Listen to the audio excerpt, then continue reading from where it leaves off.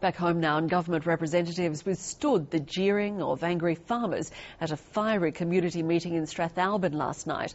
Almost 1,000 people turned out to respond to a plan to limit irrigators' water use in the western Mount Lofty ranges for the first time. Every man and his dog packed into the Strathalbyn Hall.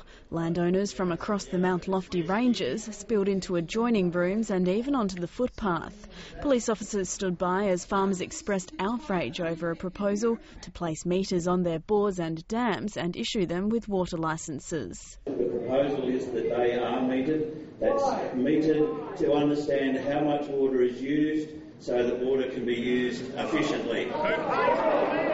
The local Natural Resources Management Board says about 200 dams are being built in the western Mount Lofty ranges each year, and that's putting primary industries at risk as well as Adelaide's water supply. It's a valuable, precious resource, just like the Murray-Darling Basin system, that needs to be managed for future generations. But farmers insist they're not extracting unsustainable amounts of water, and they haven't been presented with evidence to the contrary. What right, by any kind of principle, has the state to interfere when there's no allocation problem? Today, the Premier Mike Rann responded to questions about a tweet he posted in January that farmers wouldn't be charged for rain that falls into their tanks and dams. We're not interested in taxing the water that comes out of the sky. What we're interested in doing is making sure that water use in the Adelaide Hills is sustainable. But many people think that if the government can measure it, it'll tax it.